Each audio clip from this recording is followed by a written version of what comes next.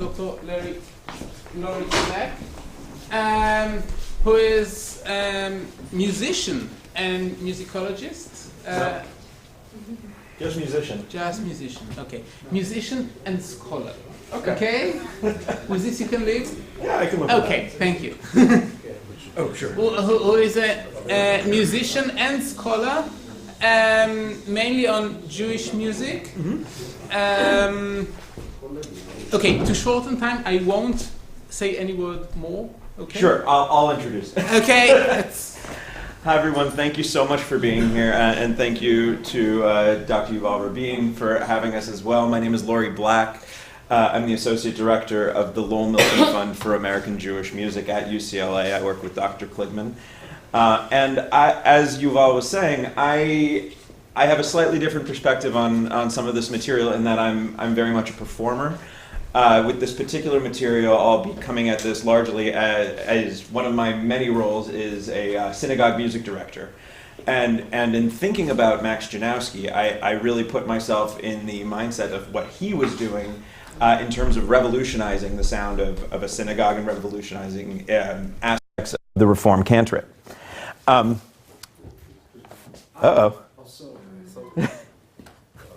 Too quick for me. תודה רבה.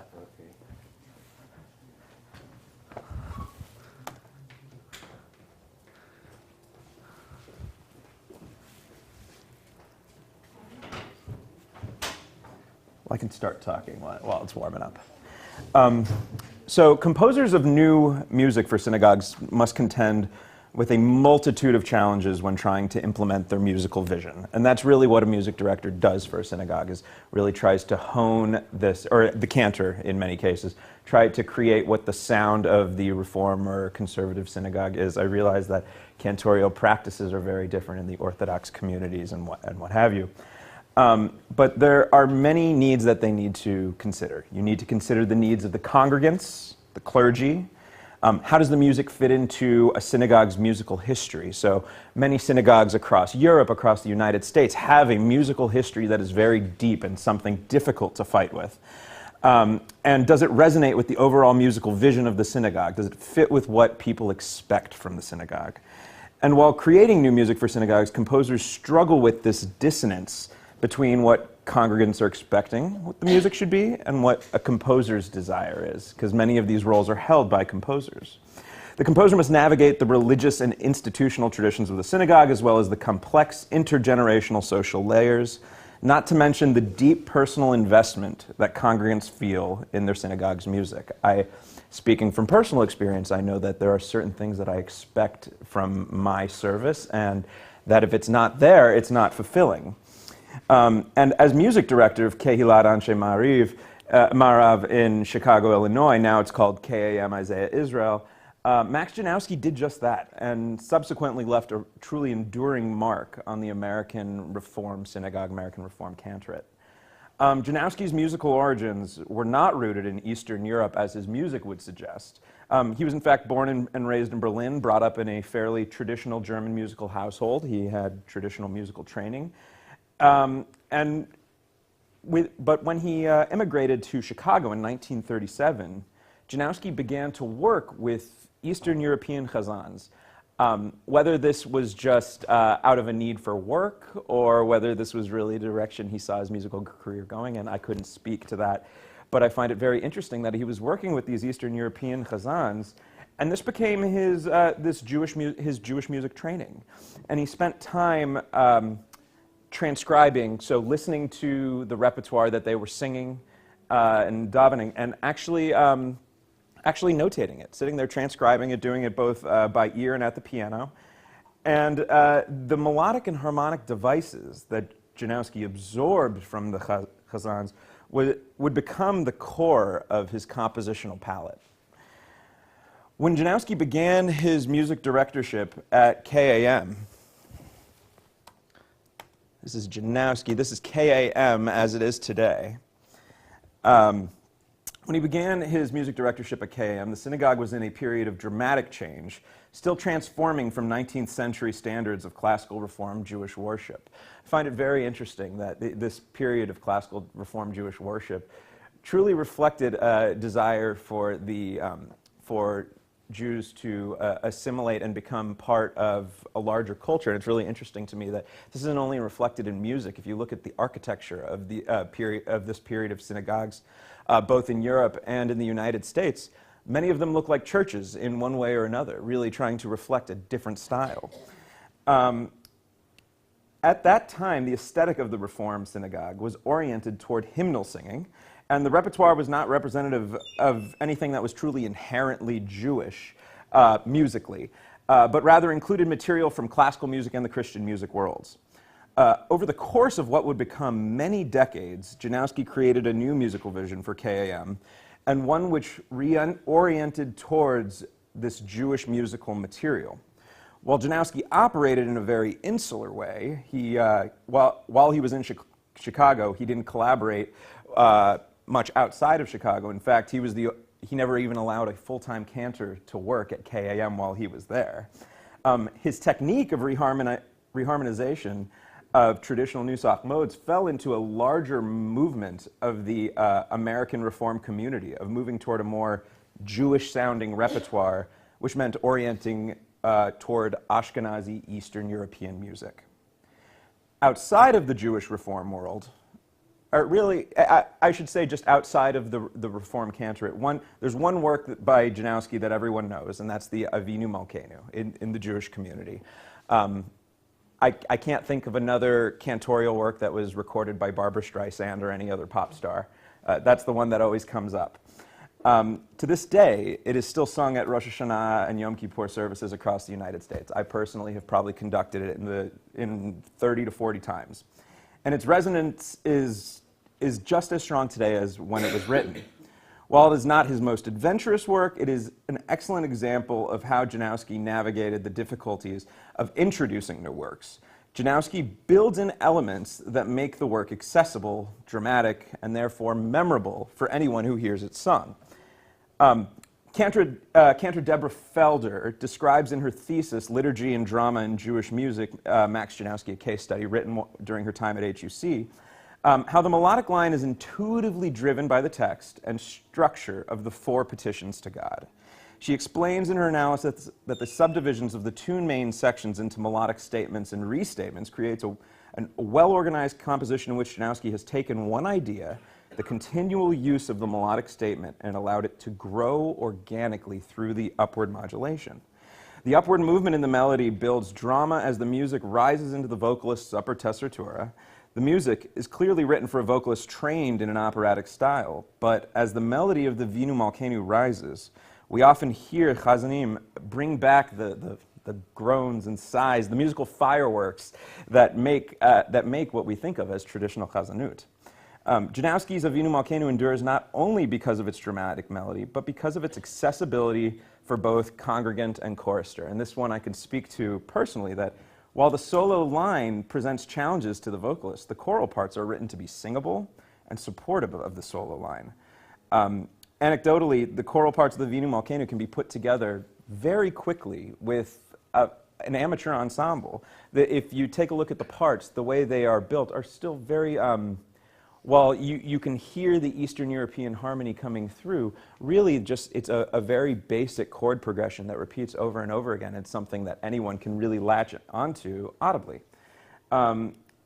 Let's have a quick listen to, this is the famed operatic tenor Jan Pearce, or Jan Pearce, depending on who you ask. As you will hear, he is performing this with a full orchestra, and that's one of the other hallmarks of Янובsky's repertoire, is that this music is very malleable. It can be arranged, it can be reduced to an a cappella version, as we heard the Avinu Malkeinu perform the other night. This version is with a full orchestra, and I'll let it speak for itself in that it has staying power. Let's see if it plays.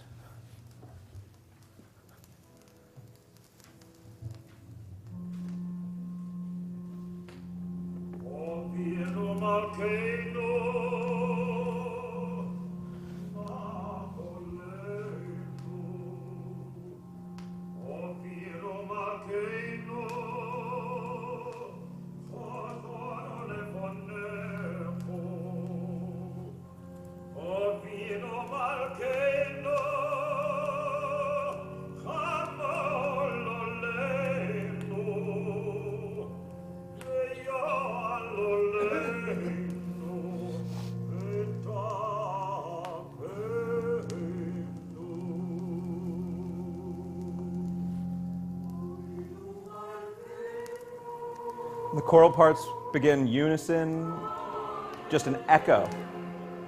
And then the full harmonization comes in after. Something that any basic chorister could pick up very quickly. I would love to let it play, but unfortunately we just don't have that much time. So while the Avinu Malkeinu is Janowski's best-known work, it does not fully illustrate his grasp of harmony and his creative use of traditional Eastern European modal, melodic, and harmonic structures. And that's where I really want to dig in a little bit more today. So before I talk about that, it would be worth reviewing some of the terminology that I'll be using. Focused on Eastern European modes, I'm using the traditional names that we have since given them. Magenavos, or Magenavot, just it's our standard natural minor scale. Hashem Melech is the major scale within these modes, but it's actually more reflective of a Mixolydian in that it has that flat seventh, and then if you continue, has the flat 10th above it.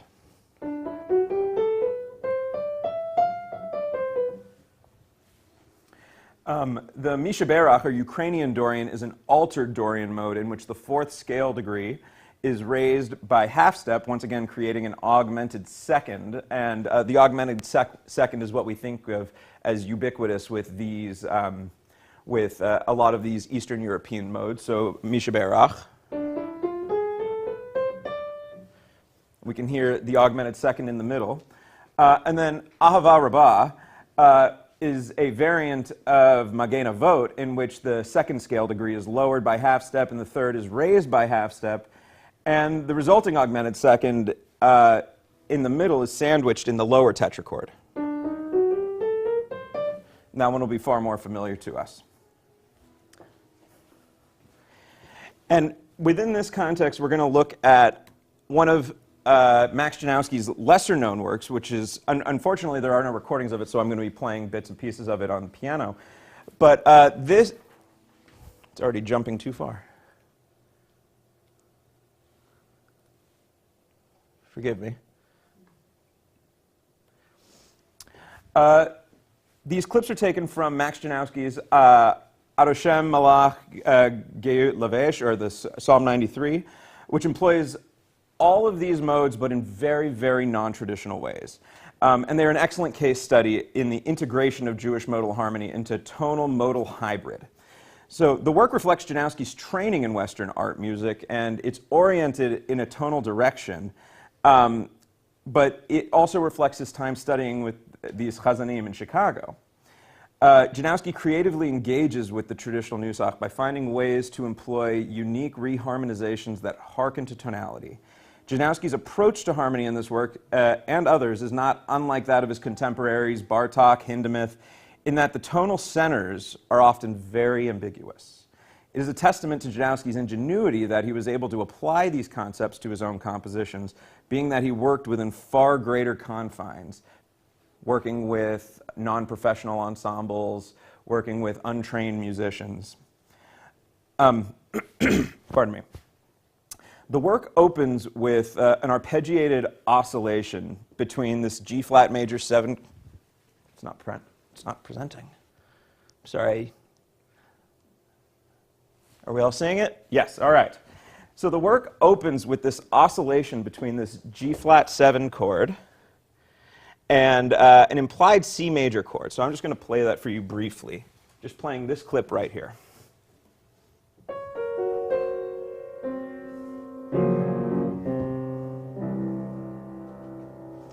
And then moves on. So I was just playing the resolution so you can hear it. That inherently does not reflect these Eastern European modes based on what you're hearing. But if you break it down and you look at what it's actually hiding, what's hiding in there is in fact an F Ahava Rabbah. But what he's done is a complete reharmonization, a re-envisioning of what this scale can be. As the melody begins to emerge and we see these harmonizations coming in, we start to see that it's this reharmonized Ahava Rabbah. And the way he's actually treating this G-flat 7 chord is in fact as a Neapolitan, something that we're very, very familiar with. And he's using that Neapolitan to pull to a C major chord that will eventually show us that we are an F, but he's taking his time with it. And it takes a very long time to establish that strength. Janowski structures the work around the structure of the text. The opening phrase, Adonai melech lavesh lavesh Hashem oz hitazar aftichon tevel bal timot. I'm going to translate it because it helps me.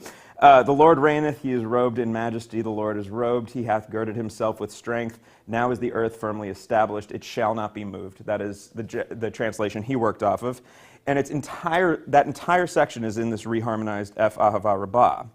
Interestingly, it's not until the declaration of it shall not be moved that Janowski moves on from Ahava Rabbah. The next section of the piece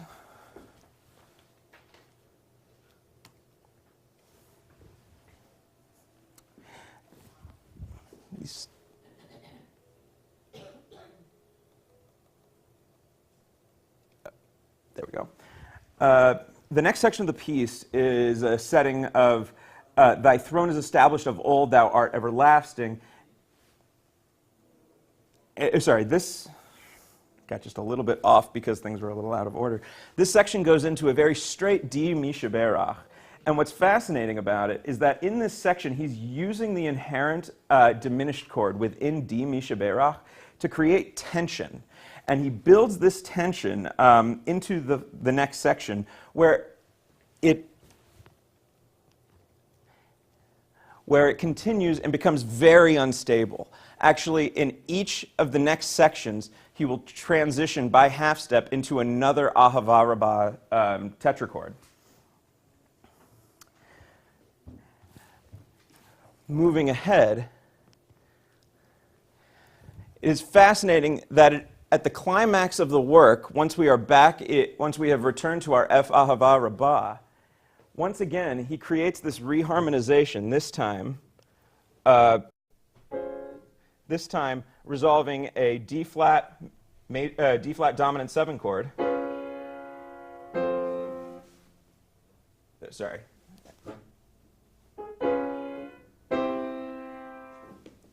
To our C, continuing this use of the Neapolitan, resolving to 5, and then 5 driving us back to F. And it isn't until the very last 5 bars that we actually hear an F Ahava Rabbah scale played in its entirety.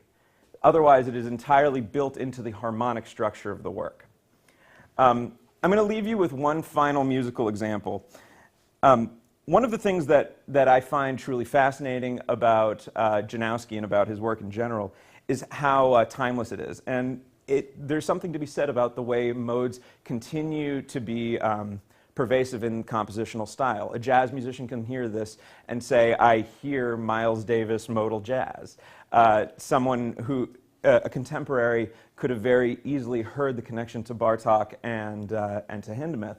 And what I found truly fascinating was right before this trip, my colleague Mark showed me a completely unusual version of the Avinu Malkeinu, which took place at Shimon Peres's funeral. And it was once again a re-envisioning of what the work could be for a completely different group of people. And rather than it being performed as I'm traditionally used to hearing it, they took the role a solo string likely would have played and put it on Comanche, and they ornament the melody in a way that is far more reflective of Mizrahi music or Sephardic music.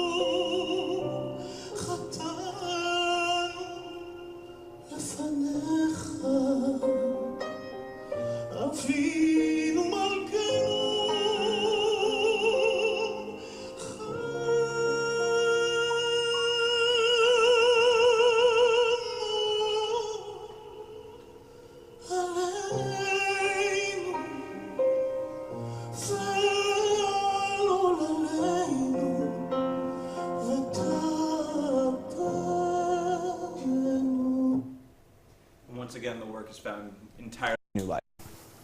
All right, thank you very much. Thank you so much. All right, this is time for questions.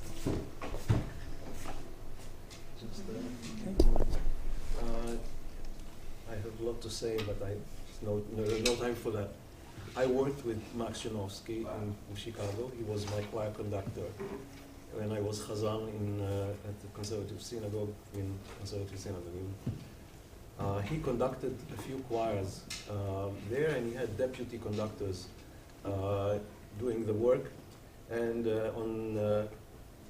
his main choir was at KM Temple, and on second day of Rosh Hashanah, when they didn't have services at the KM Temple, he used to come to me and conduct my choir. And so I sang with him lots of things, and I had lots of conversations with him. And I must tell you that he would have died again if he would hear this This version? This version of... it's shocking. It was completely shocking. His idea of this Avinu Malkeinu came from the bass of the piano or the organ, the bass line. That's for him was the most important thing. And the bass line represented for him the heartbeat. So everything had to be pum, pum, pum. Avinu Malkeinu, pum, pum. This is entirely antithetical. Of course. So, okay, so this is one thing. The other thing that we need to mention is, first of all, it's not clear that he really was born in Berlin. And it's not clear whether he was born on the date that he said he was born. Yeah, so I've spoken to a couple people about this, and from what I understand is he had a way of changing stories, right. Which is a nice way of saying that he fibbed a little bit. But from what I understand, the best knowledge the best information that I've been able to find was that he was from Berlin originally, but I've seen some things that say he was from Poland. Actually, his family comes from Lodz.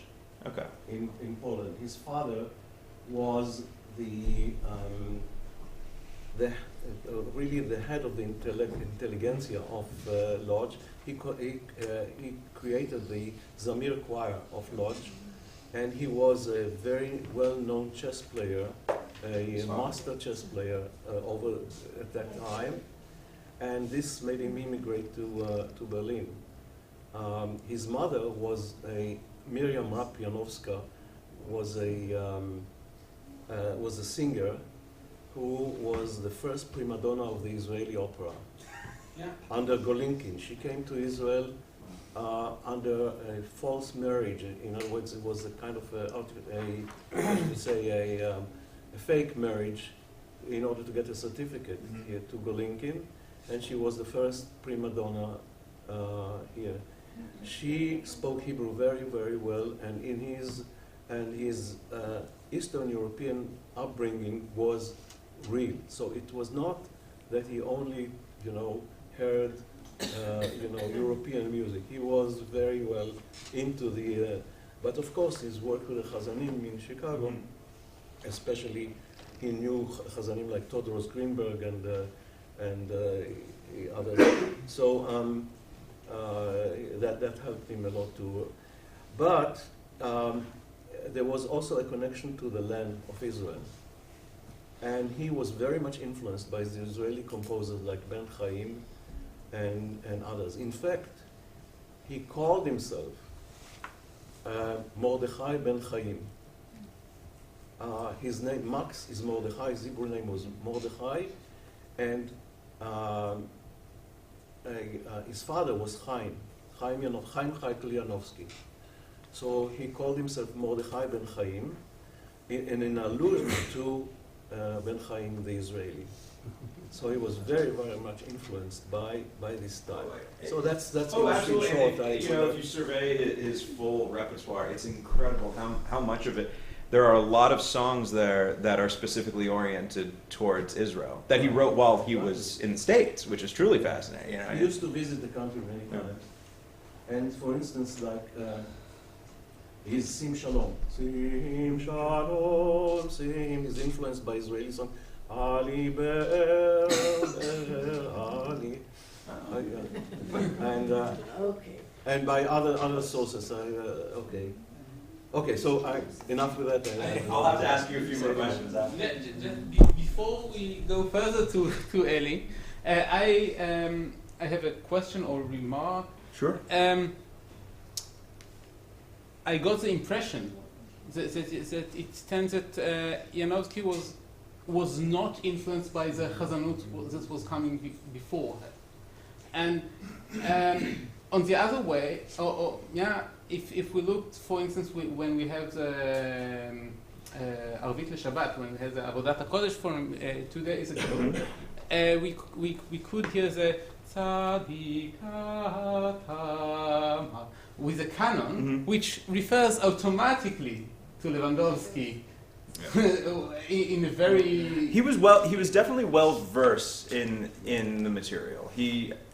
How much he performed Lewandowski, Sulzer, I can't speak to. You would probably speak better to that. He performed lots of Lewandowski. Yeah, I know he was very familiar with the material. Oh yes, he performed lots of Lewandowski. He rearranged some of Lewandowski's stuff for his choirs. For instance, Zachar Tilach, which is written for male choir, he arranged for a mixed choir, and so on.